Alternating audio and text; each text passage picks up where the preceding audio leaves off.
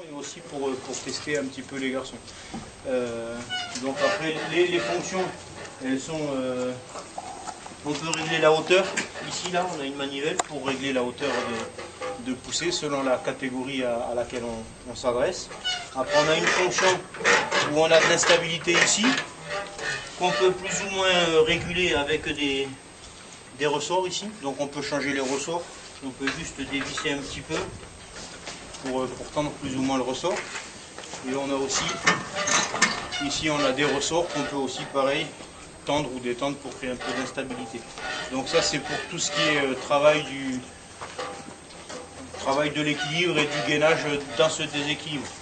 Ensuite on a des, si vous voulez venir par là, parce que vous ne le verrez pas d'ici, là on a des vérins pour travailler le cou, ici. Je vais y mettre la tête. Pardon, excuse-moi. Là. Donc, ici, côté droit, côté gauche, les deux à la fois. D'accord. Sur ces vérins, on a mis des capteurs de force et on récupère ça sur un écran. Donc on a des courbes qui s'affichent et en plus c'est enregistré dans la bécane. On peut l'extraire de la bécane et après créer des dossiers par garçon pour le suivi des joueurs. On a donc une fonction aussi en poussée. J'ai mis un taquet. Ah. Ça a eu peur, hein? Oui, merde. Non, mais... Voilà, donc, ici, on a 80 cm de débattement de façon à pouvoir travailler le déplacement. Pas simplement une poussée avec des appuis fixes, mais le déplacement en avançant et en reculant. Et sur ce vérin aussi, donc ça c'est commandé par la pneumatique, et sur le vérin on a aussi un capteur qui nous dit exactement quelle est la performance à chaque moment de la poussée. Donc on a une courbe qui s'inscrit pareil sur l'écran. Voilà. Après, pour reprendre un petit peu ce qu'on a vu ce matin, tout ce qu'on a vu ce matin, en fait, on peut le travailler en position avec la machine. Donc en allant du simple vers le plus compliqué. Donc, allô? Oui. Donc ce qu'on peut faire pour travailler tout le gainage et les positions, etc., c'est on met quelque chose de relativement fixe. Donc pour les plus petits, ce qu'on fait, c'est qu'on les fait mettre devant la machine, ici.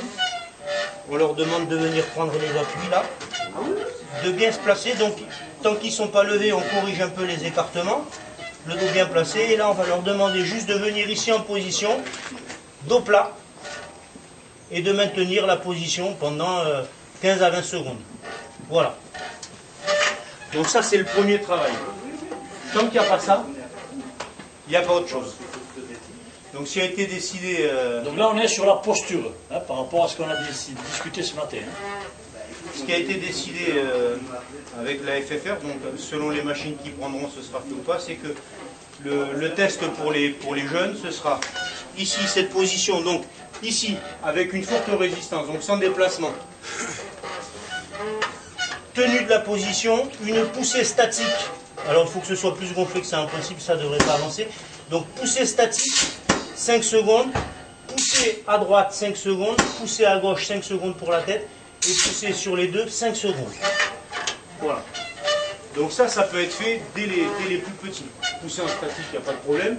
Ils n'ont pas de pression au cul, il n'y a pas de risque de compression, rien du tout. Ils n'appliquent à la machine que la force qu'ils sont capables, eux, de produire. Or, on leur demande de pousser que quand ils sont bien placés. Donc là, on est sûr qu'il n'y a pas de problème.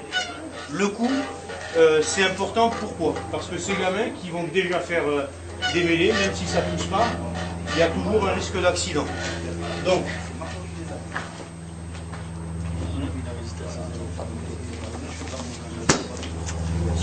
alors qui c'est qui veut s'y mettre? Tu t'y mets, Franck? Et quand on est équilibré, quand tu as mis un peu de poids devant, ça va pas. Alors, vas-y, non, tu t'y mets tranquillement. Et simplement, prends les poignets, ouais. Tu vas venir pousser, non, sans pousser.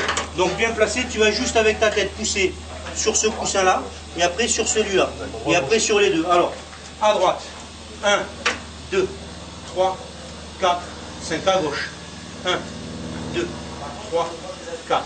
5, les deux, 1, 2, 3, 4 et 5. Voilà, c'est bon. Donc, quand le gamin va tomber, on fait l'acquisition.